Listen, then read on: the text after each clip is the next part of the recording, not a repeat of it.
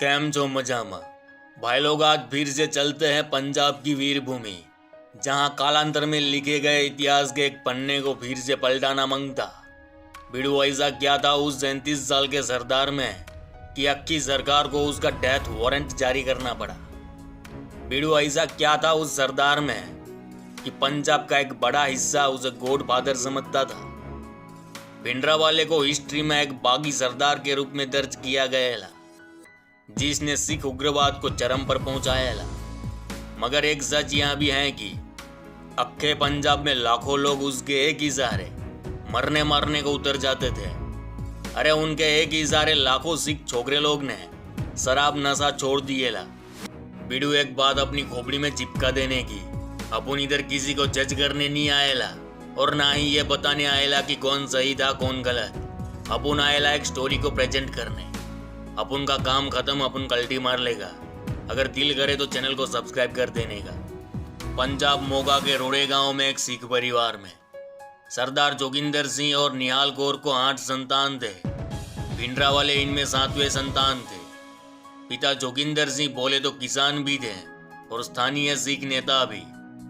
साल 1953 में 6 साल की उम्र में भिंडरावाले ने स्कूल में एंट्री मारी, मगर पिता के साथ खेत में काम करने के वास्ते स्कूल छोड़ दिए ला। अब भिंडरावाले का बचपन खत्म, जवानी शुरू हुए ली। 19 साल की उम्र में प्रीतम कौर से शादी हुए ली। बिड़ू भिंडरावाले के 2 बेटे थे, बोले तो ईश्वर सिंह और इंद्रजीत सिंह। साल 1965 में भिंडरावाले पंजाब के मोगा के गांव बोले तो भिंडरा कल्ला गांव में स्थित दमदमी टकसाल स्कूल से जुड़े, जो एक धार्मिक संस्था थी।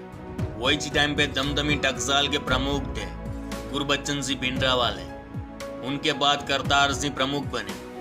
16 अगस्त 1977 को करतार सिंह की कार एक्सीडेंट में मृत्यु हो गई और प्रमुख बने जर्नैल सिंह बराड़। बाद में वही नाम अक्खे पंजाब में संत जर्नैल सिंह भिंडरावाले के नाम से मशहूर हुए ला। भिंडरावाले को औपचारिक रूप से 25 अगस्त 1977 को मेहता चौक पर एक समारोह में दमदमी टकसाल के 14वें जत्थेदार के रूप में चुना गया। बिड़ू इधर से शुरू होएगा भिंडरावाले का संत बनने का सफर, जो बाद में आक्रामक तौर तरीकों में तब्दील होएगा। भिंडरावाले ने पंजाब के गांव कस्बों का दौरा करना शुरू कर दिया। भिंडरावाले ने अक्की सिख बिरादरी को हुंकार लगाई कि तुम एक सिख पासिंदे हो, सिखों को शराब शबाब ड्रग्स नशा शोभा नहीं देता।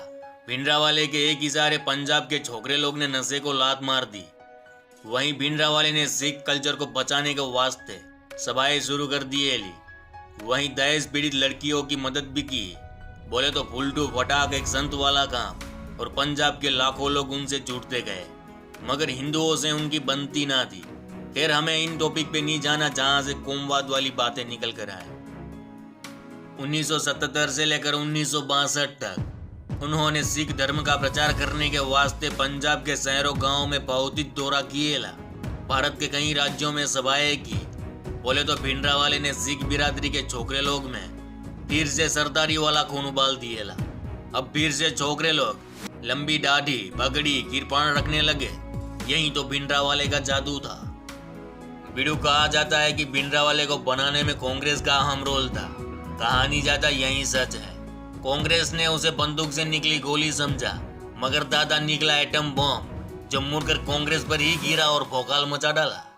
खैर, अपन इस टॉपिक पे अलग सी वीडियो लेकर आएंगे अगर तुम लोग कमेंट में बताएंगा तो। कांग्रेस ने बनाए भिंडरावाले ने फिर जो सरकार की वार लगाई, अक्खे हिंदुस्तान में भौकाल मच गया। भिंडरावाले का एक सच यह भी है कि उसने कई हिंदू नेता लोग की हत्या करवाई। ये अपन नहीं बोल रहे ला, इसका सबूत तुम लोग को चाहिए तो 1984 के ब्लू स्टार ऑपरेशन पर लिखी गई कई किताबों में इसका जिक्र मिलता है। बिड़ू अब उस कांड की बात करना मांगता जिसने भिंडरावाले को पंजाब से लेकर अक्खे हिंदुस्तान में मीडिया हेडलाइन बना डाला था। भिंडरावाले ने एक उत्तेजक भाषण दिए ला कि अपन निरंकारी सम्मेलन नहीं होने देंगे, जिस वास्ते भिंडरावाले और अखंड कीर्ति जत्थे के प्रमुख ओजा सिंह के नेतृत्व में 100-200 सिख निरंकारी सम्मेलन की ओर आगे बढ़े, जहां निरंकारी और सिखों के बीच टकराव हुए। निरंकारी प्रमुख के गार्ड ने गोली चलाई, सामने से तलवारें खींची गई, एक बड़ी सी लड़ाई शुरू हो गई। अफरा तफरी का माहौल था।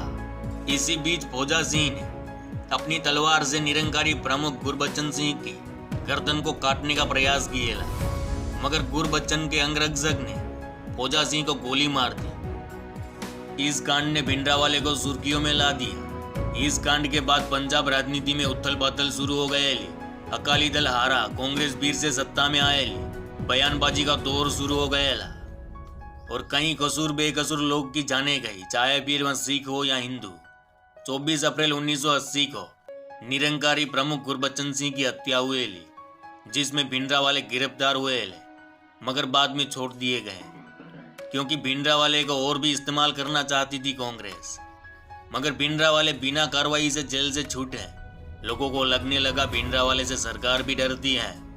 बस इधर से भिंडरावाले का असली दौर शुरू होएगा। 9 सितंबर 1981 को पंजाब केसरी अखबार के संस्थापक लाला जगत नारायण की हत्या हुई।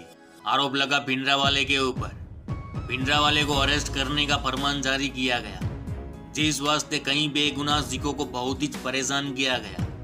ये बात खुद भिंडरावाले ने एक बयान में बताई। कुछ ही दिनों में भिंडरावाले को गिरफ्तार कर लिया गया और फिर जो तांडव मचा, अक्का पंजाब जला। पुलिस और प्रदर्शनकारियों के बीच टकराव हुए। 18 प्रदर्शनकारी मारे गए। इधर सरदारों का खोपड़ी सटका। जलंधर में मशीन गनों से सरेआम गोलियों की बौछार कर दी, जिसमें 4 लोग मारे गए, 12 लोग घायल हुए। दूसरे दिन तरन तारन में भी गोलियां चली। एक हिंदू लड़का मारा गया, 13 लोग घायल। 29 सितंबर को इंडियन एयरलाइंस के एक हवाई जहाज को हाईजैक कर लाहौर ले जाया गया। पंजाब के अमृतसर, फरीदकोट और गुरदासपुर में कई बम धमाके हुए, जिसके चलते 14 अक्टूबर 1981 को पंजाब पुलिस ने भिंडरावाले को रिहा कर दिया। समय के साथ भिंडरावाले को प्यार भी मिला और नफरत भी। अब भिंडरावाले का एक ही मकसद था, खालिस्तान। अब भिंडरावाले सिखों का अलग राष्ट्र बनाना चाहते थे, जहां सिखों की सरकार हो, उनके नियम कानून हो और खालिस्तान की मांग तेज हो गई। और खालिस्तान मांग के चलते जो हिंसा हुए, चारों ओर उग्रता, क्रोध की भावना थी, डर का माहौल था, जिसके चलते 1984 में हरमिंदर साहिब परिसर में ब्लू स्टार ऑपरेशन चलाया गया और भिंडरावाले मारे गए। मगर आज भी खालिस्तान की मांग तो वैसी की वैसी है और आज भी लाखों भिंडरावाले जिंदा है। भाई लोग कमेंट कर जरूर बताना, आप भिंडरावाले को किस नजरिए से देखते हैं, आतंकी या एक संत। वीडियो यहाँ दी गई जानकारी पब्लिक डोमेन में अवेलेबल है और बोलने में या दिखाने में कोई गलती हो गई हो तो माफ करना। और हमारा उद्देश्य किसी समाज, समुदाय या व्यक्ति विशेष को अपमानित करना न है, क्योंकि ये तो हिंदुस्तान की भूमि है। यहाँ रावण की पूजा भी होती है और दशहरे के दिन उसी रावण को जलाया जाता है। यानी कुछ लोग भिंडरावाले को पूजते भी हैं तो कुछ लोग नफरत भी करते हैं। इसलिए हम चाहते हैं कि देश के सभी नागरिक खुश रहे, आबाद रहे। जय हिंद, जय भारत। चलो इस गुज्जू भाई का राम राम मिलते हैं अभी।